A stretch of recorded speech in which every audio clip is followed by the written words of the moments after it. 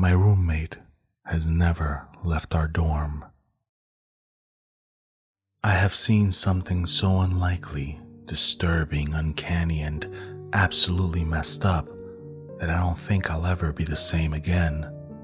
What I have seen should have been impossible. I can't understand why or how this is happening. My junior year of college started out pretty predictably.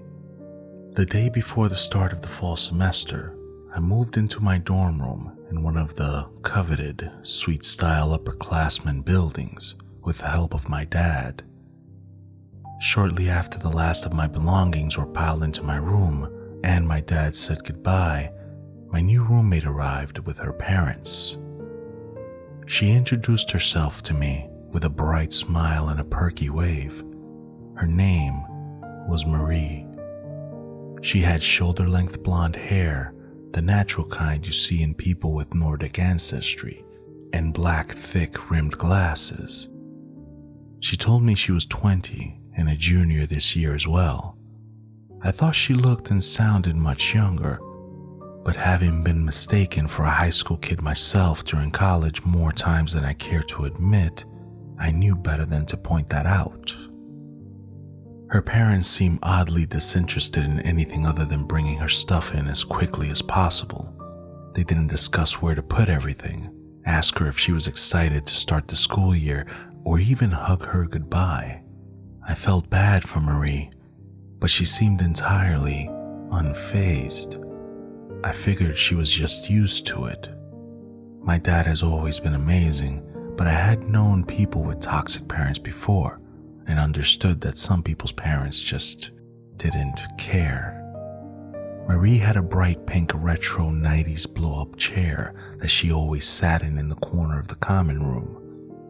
As the semester wore on, I began to notice that Marie hardly ever left that chair. She was almost always sitting in the blow-up chair with the TV on when I came back from class, no matter what time of day it was. Occasionally I saw her get up to do various things around the room, leave the room to use the bathroom, or leave the building just to grab food from the cafeteria. She never left any books or said that she was going to class though. It seemed like she didn't have any classes at all, or at least didn't attend any of them. Even the worst slackers tend to at least go to class at the beginning of the semester before burning out, but Marie, she never went to class at all. Even though it was none of my business, it did bother me a little. I guess it was just hard for me to watch someone waste their time and money like this. I mean, why even enroll if you aren't even going to entertain the idea of at least going to one class? And why go through college just holed up in your dorm and missing out on the experience?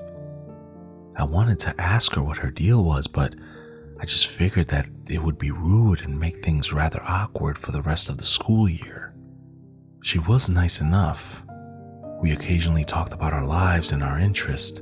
I tried to invite her to hang out with my friends or come to the symphony concerts, but she was, of course, never interested. Right before the semester ended, it was announced that after the next semester, this building would be closed in preparation to be torn down so a similar but much nicer suite-style dorm room could be built in its place. As per usual, at the end of the spring semester, I packed my belongings and headed home, feeling a bit sad that the building that I looked up to with such envy since my freshman year was going away, but excited to see what was going to be built in the lot in the future. This was in 2013. Unfortunately, plans to tear the building down and start a new project never came to fruition for whatever reason. The building stood empty as I finished up my senior year. In fact, it was still there when I started a new job at a housing organization this past summer. We ended up purchasing it with plans to turn it into an apartment for senior citizens. Why they chose a dorm room on a college campus to house the elderly, I will never understand. Being a small operation, the office crew that I was a part of was also in charge of checking out potential housing sites before plans were made to renovate. We had to sweep through the building, make sure it didn't need any serious repairs, and remove any trash or junk left behind. After months of waiting to do so, while we wrapped up other important projects, just yesterday, they finally sent us out to the site. I felt intensely nostalgic just being back in that building, walking through those halls after nearly a decade. The building was a hollowed out shell of what it was in my memories, with all the lobby furniture gone and the front desk dark, gated, and empty. I found it strange that the vending machines were still on and still held food and beverages when there was no reason at all to keep them running. But didn't have time to ponder over this too much as we had a lot of work to do. I admit, I inspected the second floor a little more quickly than I should have, just because I couldn't wait to get to the third floor. That was the floor I had lived on. What I was expecting to see there, I didn't know. It would definitely be as empty, dusty, and sad as the other floors. I guess I just wanted the extra nostalgia hit. I paused when I got to room 315 on the left side of the middle of the hallway. That had been my suite. I grabbed the knob to open the door, but the door was locked. I sighed and rolled my eyes. I wasn't sure how we were going to unlock the door unless we called the locksmith. Luckily, the door still had classic keyholes, so it wouldn't be too complicated. I was just about to move on when I heard a faint voice coming from behind the door to suite 315. Any rational person would assume people were in there doing maintenance work, but I thought the voice sounded soft and distant, like it was coming from a radio or a TV. I furrowed my brow and hesitantly knocked on the door. I heard footsteps shuffle towards the door, and then it slowly opened. There, in the doorway, stood Marie. She held up her hand and waved her perky wave. Her lips spread into her usual bright smile, though her teeth were now rotted and yellow, with one missing in the front. Her blonde hair was fast past her shoulders now, with large knots in it, and looking like it hadn't been washed in years. Those same dark-rimmed glasses sat on her now very thin and very pallid face. I was so transfixed by the anomaly and relic that stood in front of me that I almost didn't notice the horrible, rotten, deathly odor peeling out of the room. I peered slightly over Marie's shoulder and noticed her blow-up chair was still in the corner it had always sat in, though by now it was mostly deflated. Empty snack bags and candy wrappers littered the floor across the entire common room. And then, at last, I noticed she was still wearing a pair of bright red plaid pajama pants she had always lounged in nearly every day when we lived together. All I managed to say to her was, "Why are you here?" Marie's smile fell into a look of sadness. "Why did you leave?" she asked me, her bloodshot blue eyes widening into innocent puppy dog eyes. I shook my head and began to back away towards the wall behind me. I don't understand how this happened," I said. "You can't be here. You can't still be here. This place was emptied years ago. Didn't our RA? Didn't your parents?" I shook my head again, reached for my phone in my pocket with shaking hands, though for a second. And then I put it back in my pocket, deciding that it was best to run and get my supervisor immediately. My supervisor called the police, and apparently they went in last night and removed her. I don't know what will happen to her, and I still don't understand how she slipped through the cracks for so many years.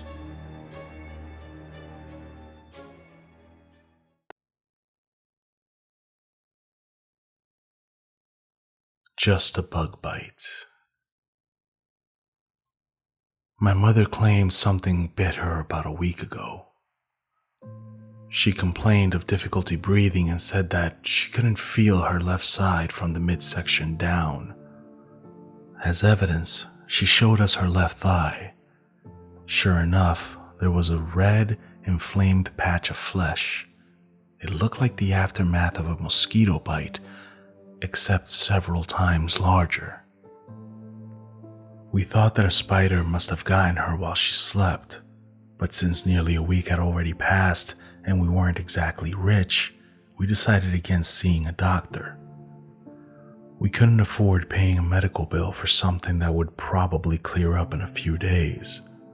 We were sure it would clear up, as it was only a little bug bite after all. That was our mistake. When we woke today, Mother was crying. She said that the numbed sensation on her side had indeed gone, but it had only been replaced by a burning anguish. Her breath hitched and was obviously labored. We inspected her thigh, and we were startled to find that the large mosquito bite mark had erupted across her side.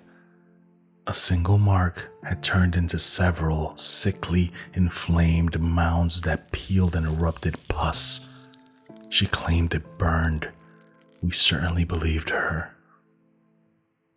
It was time to consult a doctor. My father told us that he would drive her to the nearest neighborhood clinic.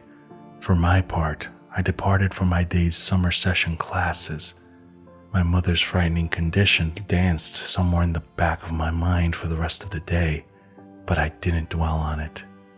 Summer classes were coming to an end, final exams were a few days away, friends were planning a trip to the beach, and a small pain in my breaths nagged me. I hoped I wasn't developing a cold. I was driving back home when I got the phone call. It was my father. He was in hysterics. Apparently the doctors at the clinic had taken one look at my mother's condition and urged her to head to the emergency room. So father and mother had gone and waited a little more. Finally, my mother was allowed to see a doctor. That's where it all went downhill. He took one look at her and left the room. My father and mother were left in that room confused when nurses entered. Some drew blood from my heaving mother. Others ushered my father out of the room, blowing aside his questions and asking him to wait in the waiting area.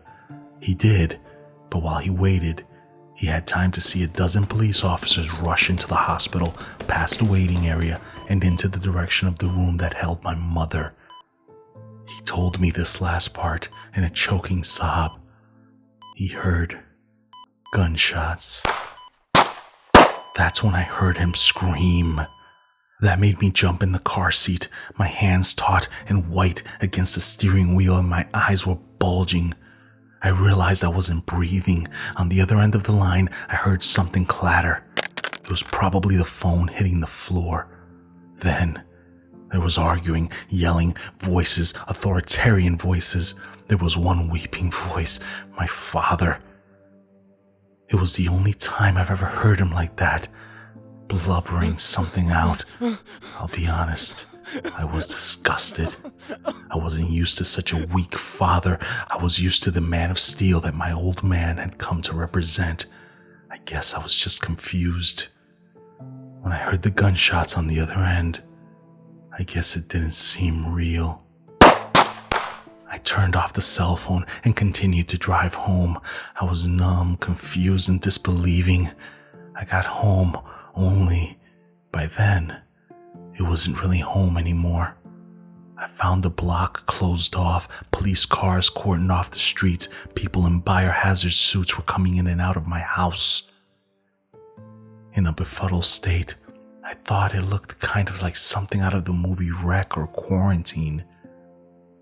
It seemed pretty funny, to be honest, until I saw them wheel out a body underneath a tarp and realized from the single exposed shoe that it was my younger brother. I drove on then. I drove until I was out of town, far out of town. I realized then that it might be stupid to keep on driving. Whatever was going on, I had escaped out of sheer luck. They tried to put up a net around us, but only I'd escape because of my college schedule. So what is it? I've seen enough crazy movies to guess. I'm infected, but who the fuck knows with what? My lungs are slowly burning and there's a strange bulge on my back. I haven't checked it yet, but I bet everything in my pockets, which happens to be about $25, that it's a red mark. A red mark that resembles a large mosquito bite. What is it? Am I gonna die? Well, it was serious enough that they offed my mom and dad and even my little brother to boot. Whatever I've got, I figured it must be some serious shit. I wonder what it takes to infect others. A cough, a touch, a bite. I'll find out tomorrow. I walked until I could hitch a ride, and then I walked some more. I stopped at a motel after dark and paid in cash. I tried to sleep, but I couldn't. I just kept seeing my brother's shoe sticking out from underneath that tarp. That shoe. So I opened my laptop and decided to type this out instead. They took everything from me. I'm going to die. But they didn't have to do what they did. They could have just told us we were a danger to others. They didn't have to shoot my mother, my father. I'm going to take as much as I can before I go. Tomorrow, I'll spend my days shaking hands. I'll go into convenience stores and touch the food, maybe even cough in it. I'll lick the public water fountains. I'll do whatever it takes to bring you with me. So please, tomorrow, please, shake my hand. If someone bites you, don't worry about it. I'm sure it's nothing. Surely it can't be worse than a bug bite.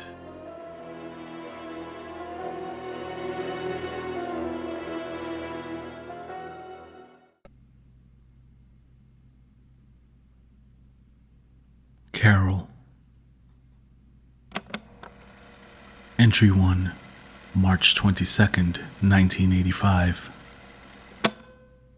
I finally arrived at the small town where I'll be conducting the case I was assigned to, and now that I am done unpacking for the long stay, I can finally study this assignment in more detail. A rather strange one, if you ask me. Several children have gone missing in this area over the past 20 years, and there's no evidence of what happened to them or where they go. It is as if they vanished into thin air, as one local newspaper puts it. Regardless of all the previous failed investigations, even with one resulting in an agent retiring from his job and for some undisclosed reason, the Bureau has named me as one of their best agents and told me, if anyone can solve this case, it's you, Fox.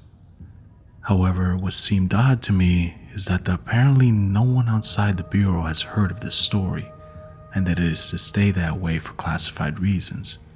Weird, I thought, but it's a better job than taking prank phone calls from immature kids. So I headed on over and arrived at this cozy little house I'll be staying. Full view of the town from the top of the hill where the house is situated. I'll have a perfect overview of any suspicious activity that may occur. Tomorrow, I'll begin my investigation into the case. After a long drive, the only thing on my mind is food and some good old, well-deserved rest. Entry 2, March 23rd, 1985.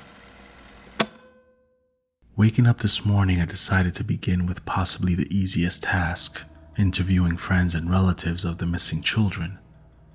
Heading out to town, I arrived at the home of one family who had lost their 8-year-old daughter, Ruby, 5 years ago. They were oblivious to how or why it had happened, although they had their suspicions about a certain town member being responsible for not only their daughter's disappearance, but all the others too. Apparently his name is Marcus Wren. 65 years of age, he tends to hang around the local park where the children are playing games with each other. Nothing suspicious has been found about him even after the police obtained a warrant to search his home. He claims, "I'm just a lonely old man with nothing to look forward to but death." With another lead in my collection, I thanked the family for their hospitality.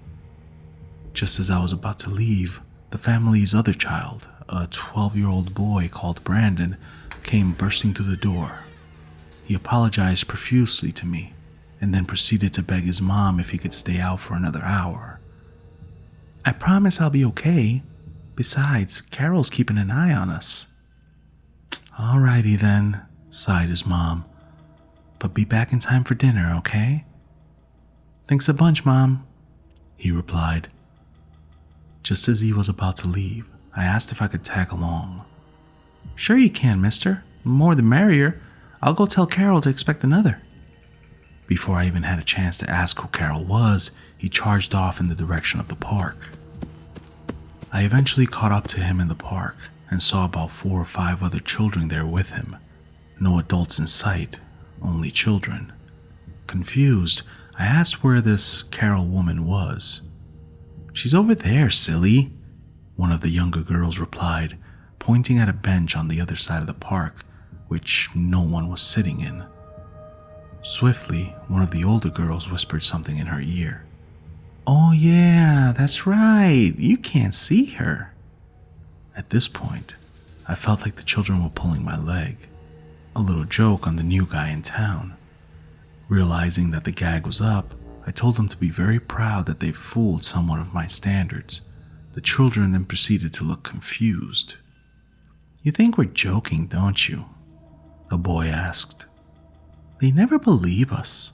No one does. They all think we're just a bunch of jokers," Brandon told the other children. He looked genuinely sad, as did a few of the other children. Eventually, one of the older girls decided to attempt to explain to me what they're on about. "You see, Carol is like a guardian angel to all the children that live in this town. She always keeps an eye out on us when we decide to play, and she makes sure that we get home safely. When Ruby, Tyron, and the others went missing, she searched the whole town for them with us. We found nothing, but even Carol can't save everyone, and she gets really depressed when a child goes missing. She told us that we're the only things that keep her from leaving. My darling pixies, she calls us." The girl then proceeds to look towards the bench and smile. "The reason why you can't see her is because grown-ups don't need protecting like children, so they don't need to see her. At least that's what Carol told us." I asked the girl if I could at least have an idea of what Carol looked like, although I had no idea why I would need to or want to, so she drew me a quick picture with a pencil on my notepad. Needless to say, I was a little shocked that this thing was looking after the children, if it even was really there. I decided to leave the kids to play by themselves, with Carol watching over them. As I was leaving, I had an urge to stare towards the bench that the so-called Carol was supposed to be sitting on. As I did, I felt an immense pain in my head. I felt like something had looked into my soul and deemed me unworthy of its time. I felt drained, sore, and hurt, and I rushed to my car as fast as my aching body would allow me to, and drove home. Upon arriving home, I made an account in my investigation report after taking some medicine to nullify the pain. As I came to writing the part about Carol, my hands just stopped. would anyone really believe me? That the children believed that some entity was watching guard over them? I decided against writing anything about her, simply putting that the children knew nothing. It's not like it would make a difference into the investigation anyway. I'm here on a missing persons case, not some bloody X-file. I'm going to need some rest.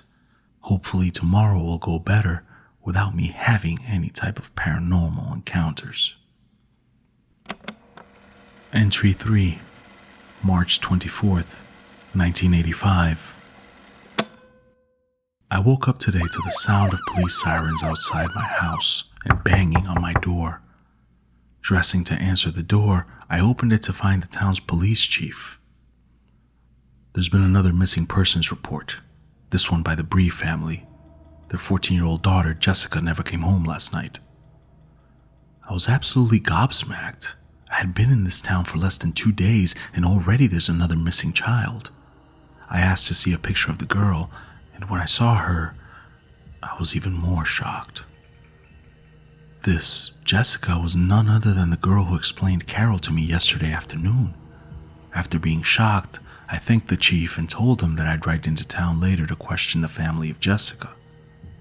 He then shocked me even more by telling me they left early this morning. They couldn't handle this place anymore. The only reason why we know Jessica's missing is because of the letter they sent us. He then proceeded to hand me a letter. See what you can make of it, Agent. I thanked the chief and went back inside. I felt confused, I felt shocked, but I mostly felt uneasy. Jessica had trusted this Carol, even going so far as to get me to believe in her. Then she goes missing? If Carol does exist, then why doesn't she try to attempt to save the children? With questions that need answering, I opened up the letter in hopes of finding at least a few of those answers. Fuck this town. It's brought us nothing but fear and now loss. Not just to us, but to over 20 other families.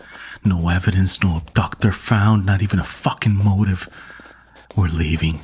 Have fun with your fucking investigation and don't contact us at all. P.S. Carol, we know of you. We know you exist and we know you have something to do with this. If you ever come and attempt to talk to us, we'll make you sorry. Sorry you ever had anything to do with our Jessie. That last part was probably the creepiest. The Brees knew of Carol, and by the looks of it, they think she's real. That must mean that the majority of the adults here know of her. However, what scares me is that if this Carol really does have something to do with this, and nothing can stop her. If she's real, first of all. I eventually headed out to town, and along the way, I saw what appeared to be a derelict property. The exterior of the house was rotting in places, with boarded up windows and graffiti all over it. The majority of the house was covered by the words, "Give us our kids back, creep," with the rest of it being nonsense. It didn't take an agent to figure out that this was the house of Marcus Wren. As I headed out through the open doorway, I saw the word Carol written in red across the rotting door several times. I continued on inside. Inside, it seemed as if someone was keeping the house in good condition. The walls were painted a baby blue, with the wooden flooring looking as if it had recently been restored. There was food in the cupboards, power running through the house. It all looked like a regular house. Then I headed upstairs. An immediate stench hit me as I arrived on the last step. It was as if something had crawled up there and died several times over. It was up there that I noticed a change in the house. The walls weren't painted, and they were rotted as bad as the outside. The flooring was dirty and moldy, and the ceiling was partially missing in areas. All the rooms were just as bad as the hallway, except for the last one. And oh boy, was the stuff in here information to me. The room was completely dark, aside from a notice board on the far wall. As I got closer, I noticed that it was a map of the town, with other photos, drawings, and notes all across it. The first thing that caught my eye was a red circle around the location of the park, with the note most commonly found here, and a picture of the park underneath it. Next was the town high street, circled in with the words, "Will avoid as often as possible," written beside. The final thing that caught my eye was on the outskirts of the map. It was circled multiple times with "Nest" written in capitals alongside it. Underneath, there was a picture of a large cave opening in the mountains. I took the picture, then put it in my pocket. I might need this, I thought. "It's nice to finally meet you, Agent Fox," a voice said from behind me. I spun around and pulled my concealed gun out of its holster, only to see an old man standing there before me. Now, no need for that. I simply wish to talk. I'm Marcus Wren, by the way. You've probably heard of me." He sat down in one of the few chairs in the room and stared at the map for a while. "It's taken me at least 10 years to figure all of this out. No one believes me, especially the kids. They think she's their guardian angel. And I know she hates me, probably more than I hate her." He looked at me and saw the confusion in my eyes. Yes, you have no fucking idea what I'm on about, do you? Well, let me tell you. This town has been around for about 100 years, and she's been here longer. How long? Well, God only knows, and if God knows, then he knows what abomination he's created with her. Carol first came into mention when the first few children that lived in this town asked the local doctor what she was. They described her to him, and even drew a picture. The doctor had absolutely no clue what this thing was, and asked if the children could show him to her. Of course, you can guess what happened. The doctor thought the kids were joking, and he told them that he had way more important things to do than to be fooled by some kids. It was after this that she approached them, comforted the children whenever they needed it, played with them, protected them. If only the kids knew what her true motives were. Marcus leaned forward. "She craves the blood of children. Just as cigarettes are pleasure for smokers, blood of children is her pleasure. Disgusting, yes, but she finds it disgusting how we eat cows, pigs, and sheep and yet care nothing for their well-being. But I digress. This abomination is real, Agent. She won't stop until she's dead, which may never even happen. For all we know, she could outlive the entire human race itself. They only started to release details about the missing children within the past 20 years, mostly because of all the conspiracies surrounding the disappearances. I doubt any of the earlier cases will come to light, though." I didn't know how to feel at that point. My brain simply refused to come up with any possible explanation for any of this. How could this be real? People know if this thing existed? I'm sure of it. I could only utter 3 words at that moment. What the fuck? "I know how you feel, Agent," Marcus told me. "I felt the same way when my mother told me all of this. She was among one of the first kids to meet her, and one of the lucky ones that grew out of being eaten. The only thing I don't know is how she learned all of this, but I presume it was mostly because of talking to Carol. Now my mother is dead, and I'm the only person who truly understands her motives. But hopefully, now you do too, after all that." I slowly nodded, but not sure whether to believe him or to immediately report Marcus to the police. I saw no reason for him to lie. I felt inclined to help him. "If you ever need anything," I told him, "you know where to find me." He nodded. It feels good to actually have someone who believes me and doesn't think I'm some bloody He got up and went downstairs. I followed him, said goodbye, and took my leave. "Watch out," he called out from behind me. "Carol may only like the blood of kids, but that won't stop her from killing adults." And that sent a shiver down my spine as I drove away in my car. I arrive in town and interview a few of the kids about Jessica and her family. They seem to be oblivious to why they left and wished they'd come back. They were nice people, Brandon told me. Jessica was really cute too, and I love her too much for her to be gone. With that, Brandon started crying. The others teared up and asked me to stop the disappearances. Where's Carol today? I asked them. One of the girls pointed towards the bench again. I stood upright and looked directly at the bench. I felt as if I was being looked at again, but this time I leered back at the invisible monster. It's okay, kids. I'll stop these disappearances once and for all. I left the park and headed home, knowing Carol now knows she has another threat to watch out for. I eventually arrived home and decided against putting anything to do with Carol in my investigation report. This was now a personal task, something that needed to be done for the future of this town. Going to be locking my doors and windows tightly before eating tonight. God only knows what Carol will do to me if she gets a hold of me, but I'll have to get a hold of her first. Tonight, I plan to stake out this so-called nest. She will hopefully return later on tonight. If I don't come back, and you're listening to this, then get your ass out of this town. Entry 4, March 25th, 1985. I'm done. I'm completely done with this town. There's too much shit going on here, and after last night. Okay. I'll start from the beginning. After my latest diary entry, I headed over to Marcus and asked him if he can guide me into the cave in which Carol supposedly nests. You'll find nothing there, son. I staked out that place about 1,000 times. Most of what I've seen is lost deer wandering out from the cave, although I've never gone in there myself, because I know if I do, the chances of me wandering back out are pretty slim. Regardless of his experience, I felt like I needed to stake it out tonight. It had to be tonight. He took me to the spot, which was about an hour's hike from the town.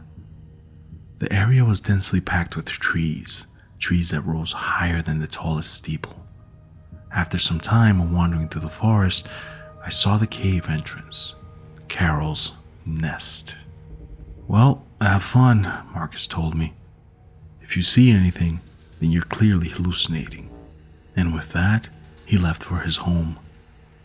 I wish I had gone with him, gave up this silly idea. After about 2 hours of nothing, I heard footsteps ahead of me. I looked through my binoculars and almost cried out at what I saw. Brandon was walking towards the cave, his hand gripped by some invisible entity. He didn't seem to be struggling at all, and he was actually smiling as he carelessly walked towards the entrance. I couldn't do anything to save him without risking my own life. As selfish as that seems, it would have been pointless to rush out there and try to grab him. Carol knows this place better than anyone and would have 2 people to toy with instead of 1. So as guilty as I felt, I had to leave Brandon to his demise. I watched him enter the cave, and that was the last of any kind of activity that occurred that night. I waited for another 2 hours as I headed over to the cave entrance. By this time, it was 2 a.m. in the morning, and I was dead tired. As I arrived at the opening, I got that feeling of something staring into my soul again, except this time I could feel the aggression and the anger radiating from these invisible eyes. I stepped towards the cave. An ear-splitting screech radiated from deep in the cave, and there was so much pain and aggression in the cry that I immediately ran. Away from the cave, away from Carol, away from death. Somehow, I found my way home. I got straight to bed and sank into a haunted sleep. When I awoke the next day, I immediately made my way to Marcus's home. When there, I explained what happened last night. Well, you lucky bastard. Catching her in the act and not... Shit, even I haven't done that. After we talked, we headed over to the cave, At first I was reluctant, but Marcus assured me that Carol will be gone. She's never home during the day, always keeping an eye on the kids. I doubt she thinks she'll return. Again, I found myself outside of the mouth of her nest, gathering up all of my courage. We ventured in, towards the madness, the death, towards hell itself. The cave was a rather deep one, going on for a while. I almost gave up before I saw a light up ahead. Marcus and I headed towards it, but immediately recoiled at what we saw. Bodies. Bodies everywhere. There were skeletons, rotting corpses, piles of flesh, everything you can imagine from a horror film, all in this one cave. Parts of the body looked like they had large bite marks in them. Others were simply bloodless and devoid of all fluids. I was so disgusted, I threw up my breakfast on a pile of flesh. That'll put Carol off for dinner tonight, Marcus joked, somehow unfazed by the majority of this mess. He helped me through the corpses, and I stopped when I noticed 2 bodies in particular. Bodies of Jessica and Brandon, holding hands, completely drained of all fluids. They looked as if they were sleeping. A tear fell down my face. Carol has gone too far. I suddenly became filled with anger and regret. I could have saved Brandon, maybe even Jessica, if I had figured out this monster's motives earlier on. I banged my fist against the cave wall, needing something to take my anger out on. After Marcus calmed me down, I got up and we headed towards the light. When we arrived at it, I noticed that it was a lantern placed on top of 2 pieces of paper. Picking up the lantern and placing it elsewhere, I looked at the paper. They were photos of me and Marcus, with the words, "Kill," written on them in blood. I don't even know how Carol got a picture of me, especially one of me in my home. If she knows where I live, what's the point? She already knows. Anyways, Marcus and I were shocked at this, but what happened next was the worst moment of my life. Suddenly, I heard a demonic laugh from behind us. Turning around and pulling my gun out, I came face to face with what I feared I would. Carol, in her grotesque beauty, stood before me, completely visible to my and Marcus's eyes. Her huge, rounded bulk of a head was directly in my line of sight, with those horrible disc-like eyes resting on it. I could see the pure evil in those cold, dead eyes of hers, and will never forget looking into them. Her body, larger than any bear I've ever seen. She was a demon, a real demon. I couldn't move, I couldn't pull the trigger, hell, I couldn't even scream. We simply locked eyes for what it felt like a millennia, and then she proceeded to stare at Marcus for a while, before making a sort of whistling sound with her mouth. Carol then lunged at Marcus and grabbed his neck with her talon-like claws. "Run!" he cried out. "Get the fuck out of here!" Carol tightened her grip around his neck and he started to choke. "Run!" he screamed. I'm not one to disobey orders. I ran through the bodies, through the darkness and into the light. Breathing heavily, I carried on running. I ran as far as I could before I had to stop for a breath. My mind was a mess of images that will haunt me to my grave, and of Marcus's face. Marcus. He was the only friend I had around here, and now that bastard has taken his life. Eventually, following the path I took to get here, I arrived home. Not wasting a moment, I packed all my things and put them into my car. No way I'm staying here. Screw this case. My life is more important, and I already know who the culprit is. I'm done with the Bureau, bloody sending me here on some fucking X-File. I'm done with them. I'm done with everything. Police report. Victim, 34-year-old Alexander Fox, was found dead in his home on the 26th of March, 1985. He appears to have been decapitated, his ribcage opened completely and his heart removed. Postmortem revealed no fingerprints on the body, and a forensic investigation revealed nothing. Police are also looking for the missing 65-year-old Marcus Wren, who disappeared at around the same time as Alexander Fox was murdered. Many other town residents are beginning to move out due to all the murders and disappearances occurring recently. No one knows the culprit, and it is doubtful that he will ever be found. Case unsolved. Added into the casebook, The Town of Vanishing Children. Epilogue. 1 week later, after seeing most of the children off out of town, Carol was left with no one to supervise and only adults in the town. Realizing her work was done, she returned to her cave. After following the unusual route she took through the trees, Carol eventually arrived outside her cave. Stood there, waiting for her to return, was none other than Marcus. Carol revealed herself to him, but he didn't seem to be all shocked to see her. "So, are all the kids gone?" he asked her. Carol nodded. Marcus started laughing. "Well then, looks like our work here is done. What's this, the 4th town this century? It's pretty good." Marcus started walking down the pathway into the town center, and Carol silently followed him. "Are you ready to move on to the next? We'll have this entire country full of ghost towns. Then the puny humans won't bother us anymore." That pathetic investigator, he really thought he could stop us, but I bet he would never have expected to see this. Suddenly, Marcus started to change physically. His eyes became as dark as the night sky, his head swelled up immensely, and his fingernails and teeth became as sharp as knives. He looked like the spitting image of Carol, a male version of her grotesque figure.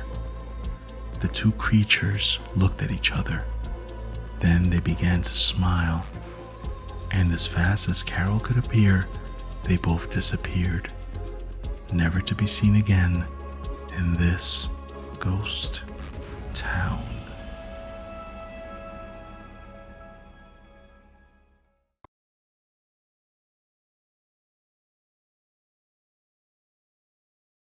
Compelled, I completed a clandestine operation focused on cleaning the floor of this disgusting bathroom. I can't have a work of art like this overshadowed by a haven of feces and narcotic discards. I need the focus centered on my subject. The ivory floor perfectly complemented the gray matter that is laying down in a Christ-like pose. A now pristine layer of ivory greets the back of the man whose maw is obscured by a lunar creature. A lunar moth, to be more specific. The absolute jubilation in this moment will never be knocked down, even if the authorities remove it. Gears are turning from the outside world. Restless public opinion, restless insanity, and cognition. No one can understand what to make of this display of brutality, public or otherwise. I'll get right to the question at hand. Yes, I may be deranged. I may be thought of as a threat to society. I may even be considered deranged and antisocial. In fact, I have been officially diagnosed as being borderline personality and sociopathic. With a duo of diagnoses like that, I probably should have been locked up with the key thrown into an active volcano. I suppose it was easier and more lucrative to throw a sack of pills at me. Enough to incapacitate a horse. It never helped. It only made me wonder why I am the way I am. To be fair, I only took them for a short period of time. I realized they deadened the bliss inside me. Was I born like this? Or did something along my path push me towards this? Perhaps it's a mix of both, as most things in life are. There is no plain black and white answer, but in the end, does it matter? They still die. I still obliterate and will go on. Ladies and gentlemen of the jury, Your Honor, I enjoy doing these things. You cannot scare me with incarceration or death. I live in death. I wish for it every day. You are all too stupid and lame to find me. Deliver me from this evil. I beg you. I beg you. But you won't. I've finally come to the end of the yellow brick road in accepting this. 2 weeks ago, my wife was beside me. She's a Marilyn Monroe type, a throwback to the most classic of beauties. She's too good for me. Not only did I know that, but her mother never let me forget it. I made a comfortable living as a consultant, providing a nice 2-story, 4-bedroom home. I was able to put our twins through private school. She never spent a dime on any of our expenses. As she was a classical beauty, she also played the classical housewife. She cleaned and cooked. For that I am thankful. But pressure had to be relieved. The pipes can only take so much. Her and I had found ourselves watching an alligator wrestler. Odd sentence, I know. I intended on explaining. Florida, Everglades. We haven't had a vacation since our children were born in tandem. Over 13 years to be exact. Her lovely mother happily agreed to watch the girls, allowing us to take a road trip down to the Sunshine State. Hey, look, honey. It's an alligator show. Let's go. Please, please, please. I tried to hide my contempt. I wasn't here to watch a redneck wrestle an alligator. I can barely contain my murderous self. I can barely contain myself acting human anymore. I find that the only human connection I do have, however, is my wife. She has somehow cut through the icy cold exterior. Turns out even sociopaths have breaks in their armor. Okay, I gritted, not taking my eyes off the road. You want to see the show? We'll see the show. I give her a robotic smile, again not taking my eyes off the road. There's another reason we were driving to the middle of Florida, one that no one else will find out about, hopefully. But I am happy to keep up appearances. We turn off the exit that boasted the supposed world-famous alligator fighter. She looked up the show times on her phone. Luckily, the next one is only about 60 minutes away. She's so happy to see a man wrestle a dinosaur. I'll admit, my caveman brain somehow enjoyed it. It wasn't what I expected. It wasn't some fat, mulleted hillbilly slapping around a somewhat domesticated alligator. Goose, the owner of the alligator farm, had a headset on, allowing him to speak to the crowd of 30 or so people. He gave some interesting facts about alligators and other Florida-specific animals. It was educational, entertaining also. Okay, folks, say hi to Lily, the oldest lady on the farm. Goose yelled with a glee. An assistant opened a door to the pit where Goose was inside of, allowing an absolute monster to come slithering in. Lily was awesome. Almost 12 feet in length, her green coloring was almost neon. I thought it had something to do with the way the sun hit her ancient scales. The crowd oohed and awed. I sat cross-armed, watching the predator survey her surroundings. Look at that fat bitch. A pimply-faced dummy spat out, nudging his plump friend. They both laughed and pointed at the alligator. I don't think Goose heard them. The crowd might have, but ignored it. Goose did some more explaining about her hunting habits, getting closer. Kill that piece of shit. Pimply shithead said. Now the crowd was getting a little uncomfortable. Goose gave one short glance towards us. Trying to keep his composure, he did have a killer beast in front of him after all. Our host got uncomfortably close to Lily, reaching his hands in and out of her open jaws. In one short motion, he closed her jaws and jumped behind her. You see, y'all, the alligator has an insane amount of pressure when biting. If you're caught in this lady's jaws, it's game over. However, they do not have the power to open their jaws if any amount of pressure is placed on them. We watched then as he straddled the beast, reaching for her massive head and placing it underneath his own chin. His arms extended, he was now in complete control of Lily. Impressive. Shithead 1 and 2 started to throw popcorn towards the pit. A fire was being stroked in my belly. Here I was, not expecting to be a part of this in the first place, and now I'm ready to dismember these kids for interrupting Goose and disturbing the show. I looked towards my wife. She was visibly upset by the occurrence. This just won't do. Goose, for his outside appearance as a fat bumpkin, kept his composure and finished the show as a true professional. He finished the show by thanking us and explaining how tips were appreciated and merch could be found on our way out by the stand leading towards the exit. I gave my wife a $100 bill, telling her to grab us a couple of t-shirts and hats. I had to use the restroom, I said. I followed the disruptor's path as they made their way to the exit. Still laughing and being idiots, I try to be human. As much as I fight to be normal, I never win. The young men were standing just outside the entrance to Gator World, smoking. They would never know that this was the last cigarette they'd ever smoke. "Hey guys," I said, getting their attention. I dragged both boys, separately, into the edge of the swamp right outside the entrance. I tucked my garrote into my pocket, cloth in a Gator World napkin. Why do you make me do this?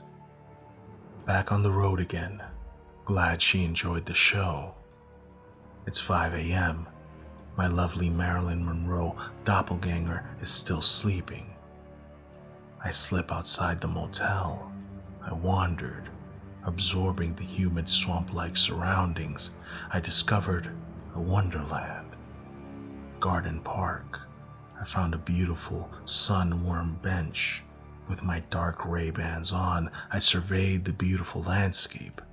A lovely blonde would bounce by, accompanied by an excited young man, boyfriend, husband maybe. Mr. and Mrs. Upbeat would be staying at what looked like an Airbnb at the edge of the park.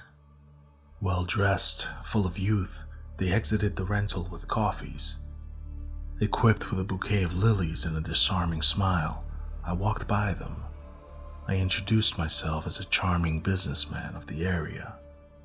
I was supposed to meet a date, but she had to cancel due to a prior engagement that slipped her mind. That was the story, at least. I explained why I had these gorgeous flowers and offered them to her, with her friend's permission, of course. They were both flattered. I shook his hand, firm but soft. I then shook her hand, smooth and soft. Precious fingers adorned with black cherry polish. Her palm, faint lines. A rush came over me. I had to constrict an embarrassing protrusion. They both thanked me, saying they had to catch the next lift to their friend's place for brunch. I smiled and displayed my thankfulness for them taking those lilies off my hands. I didn't get her name. She wasn't just a person, she was the one. The fire, the life, the one I had been looking for. I knew what I had to do. I quietly entered the key into our motel door. Marilyn was still sleeping. I quickly analyzed what needed to be done. The pillow, I had used to sleep just a few hours before would now be her instrument of death. Good night, princess. I have a slight feeling of melancholy, but I am not sorry. This was always how our story would end. I was now engaged with plans, including being part of this new duo I had just met and supplied with flowers. They invited me and a guest to have dinner that night. I happily agreed. I needed to feel her soft and supple hands again. I would be meeting them alone. I located them in an outdoor cafe near the beach, dressed in all black with loafers and no socks. I smiled as I approached. My appearance was caught by their gaze, greeted with a warm smile from the woman, a smile warmer than the Florida sun we were under. The clock ticked, laughter was heard, early dinner was had.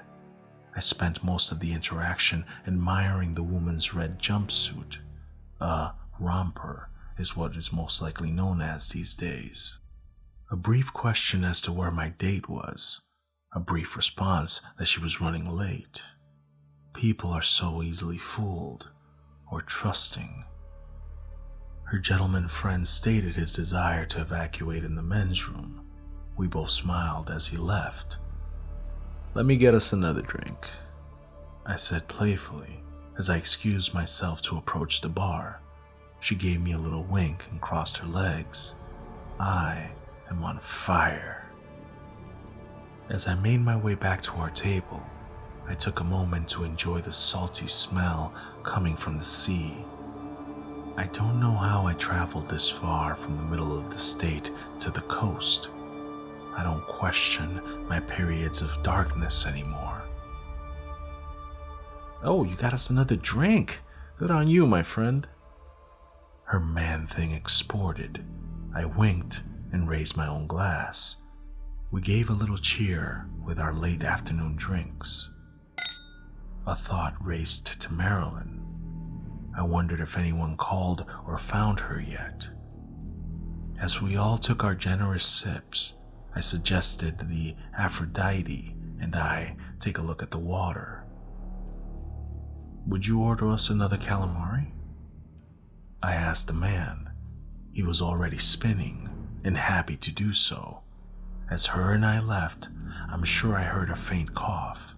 Then the sound of his head hitting the table, rustling the plates and glasses on the table as we left. We were already on the beach when this happened, and her focus was on the crashing waves and circling seagulls. As long as I can get her as far away as possible from the scene, I would be okay. The wheels have already been set in motion. This train would not be stopping. Look at her, a golden goddess, so oblivious to everything around her. Sadly, she does not realize the monster she is walking with, barefoot, on the beach. The bliss is filling my being. From my feet to my brain, she must just be realizing that her friend has not made it out here. I've seen this look before. The realization. When I'm hunting, when I'm closing in, all light and sound disappear. It's dark now. Her face reacts accordingly, her decimating blue eyes looking into my black. They grow wider and wider, humorously how big they become. The life being taken from her, constricted from her. I can't help what I am. It has been determined. I have no choice. I am not sorry. Some people like one type of cola. Some people like the competitor. Some actually prefer the citrus pops.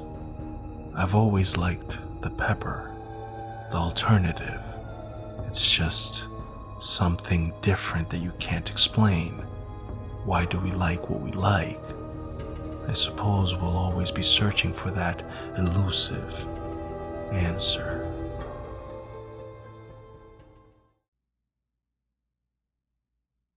The Wanderer.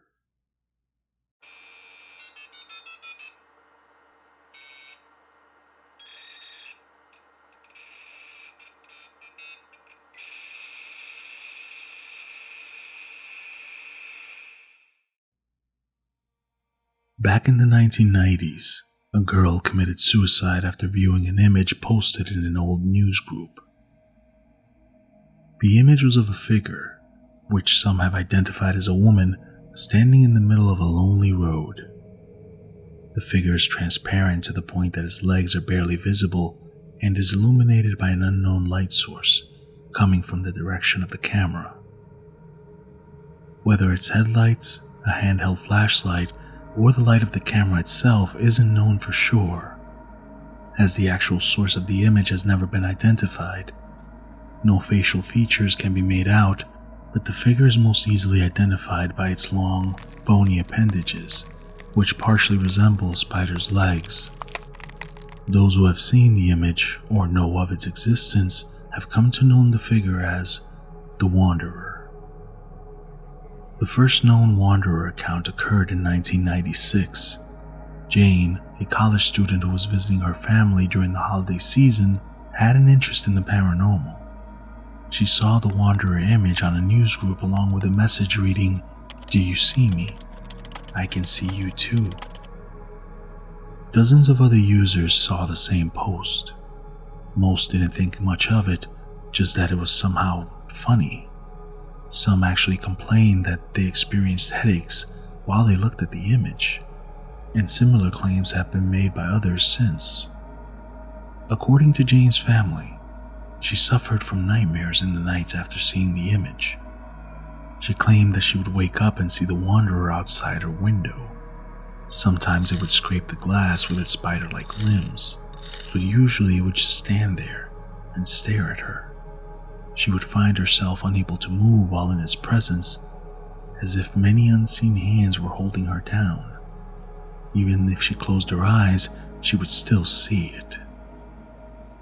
Her family was sure that she had been frightened by an image online and was having nightmares as a result, until Jane complained of seeing the Wanderer in her waking life as well. She was convinced that it was following her.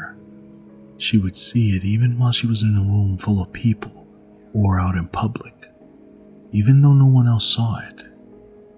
Jane's family feared for her sanity, but only assured her that the Wanderer was not real. Jane, however, only got worse and began going to extreme lengths to stay awake at night. It started out with just caffeine and staying active, but quickly graduated into cutting herself and screaming all throughout the night. Before long, she wasn't sleeping at all. She was convinced that if she slept again, the Wanderer would take her.